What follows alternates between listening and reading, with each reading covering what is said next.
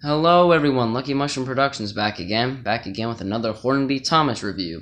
I bet you weren't expecting to hear that for a while, but since it's Christmas time, I have gotten a few new Hornby Thomas engines and I will be showing them off in these reviews to come. So, today's review is going to be on Hornby Devious Diesel. Now, most people are familiar with the diesel that would come in this box, which was the re-released version.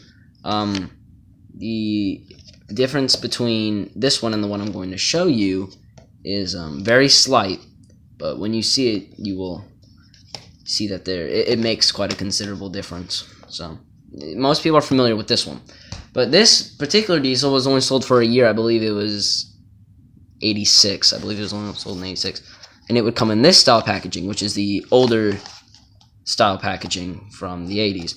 Ignore it says Duck here. This one didn't come with a box, but he fits in Duck's box, and this is the same time era, so just shh. So this diesel is slightly different from the one you would get, and I'll show you why in a second. But this is the box it would have come in, and unlike the ones today, one thing I like about these older boxes is that the back printing was printed upside down, so instead of turning it around to see the back text, you would just simply go So we have additional items for the world of Thomas the Tank Engine. That's what it was called before it was referred to as Thomas and Friends.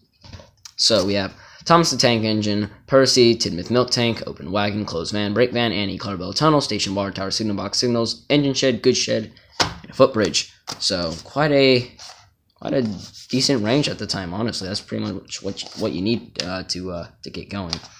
I would like to get the signals in a few of the open wagons. Not suitable for 01.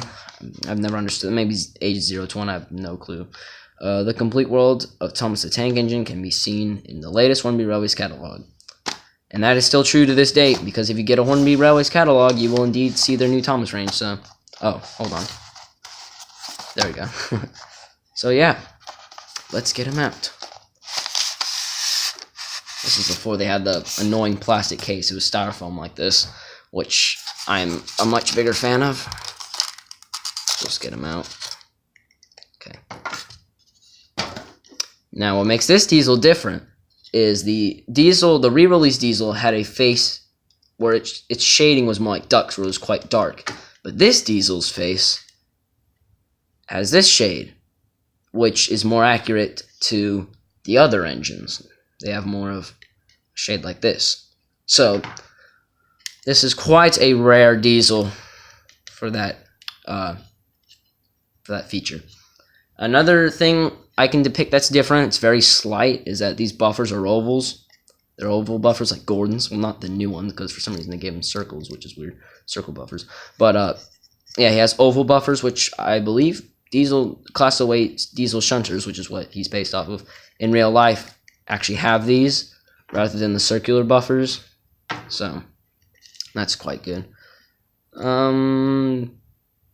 Yeah, so I can't depict, I can't, off the top of my mind, I cannot remember which episode he was introduced in. I remember why he was introduced. He was introduced to help Percy and Duck out at the yard, but I can't remember the episode. I can't pinpoint it. If anyone remembers, please leave a comment below, and I know someone will. So yeah, but the other day I was reading the book he was introduced in, the Railway Series book.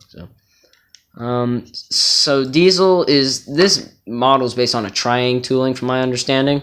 So it is quite an older tooling. So if there are some certain flaws on his tooling, it's due to age, really. Like the chassis here. If you buy a new Class 08 for the Hornby Railroad range, it'll have a more complicated wheelbase.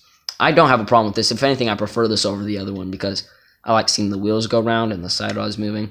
But yeah, it's based off of a Triang tooling, which for those who don't know is very early Hornby stuff.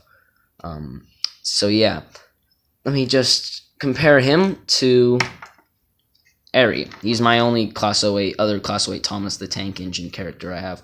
I don't have Bert yet, but no, I plan to get him someday. I don't really need him, honestly. But you have, there you go. The only difference is he has the Soda Ironworks livery, which kind of pops more. Diesel's is an all black livery, which makes sense because he's he's an evil villain, always hiding in the shadows. So it really does suit Diesel. And really, you can't mess up Diesel. He's an all-black Diesel with a devious face. That's probably my favorite thing about this model, is if the camera would focus, that would be swell. Yeah, that face. Very old face. But it's very devious. That's what devious Diesel should look like.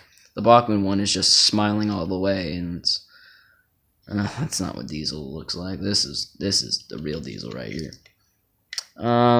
So you got all the rivets and the grills and things. I don't know very much about Diesels, but I do know enough to the point where I can review them.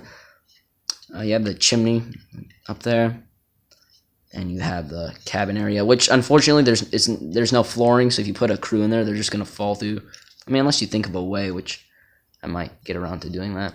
Now, one thing I do not like about these Diesel shunters is their the way their chassis get onto the shell of the model, because I haven't removed Diesels because I haven't had to. I've already cleaned them up and everything. But Aries I've removed before to do some cleaning on the inside, and it is such a pain to get this off. Like, Thomas and Duck have the same chassis, but all you have to do is pop a screwdriver in the back and the shell comes off. Or for some reason on the diesel engines, it's just so confusing. It's really hard to explain how to get it off. And the instructions honestly don't help in that remark, which is a bit of a shame. But yeah, that's just a warning. If you want to get the top off, just be very, very careful, especially with an older model like Diesel. Now, I don't know if it's the person who owned this before me, but you can see that there's like lead up in there, or like lead weights that, older model trains used to have. Well, Aerie does not have any.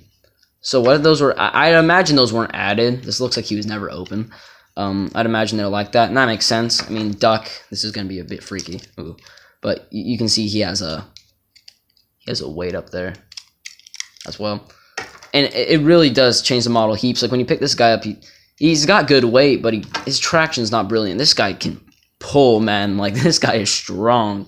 And his speed is very good, actually. I mean, class weights in real life only go up to 20 miles per hour, but man, this guy can really pack a punch when it comes to speed. So, yeah, that's about it for Diesel. And that has been my review on the Hornby Devious Diesel. I rate him a solid 10 out of 10 because this is what, when I think of Diesel, I think of the Hornby Diesel. He is a straight-up villain. He's a straight-up bad guy. You do not want this guy rolling around on your tracks. So, that's about it for my review. Again, 10 out of 10. Great model. I do prefer the one with this face, with the wider face, but the one with the darker face is just as good. So, thank you all for watching. Lucky Martian Productions signing out, and I will have more Hornby Thomas videos on the way soon because I know you wanted them. And stay tuned for Diesel in an upcoming episode. So, see you all next time. Lucky Mushroom Productions, signing out.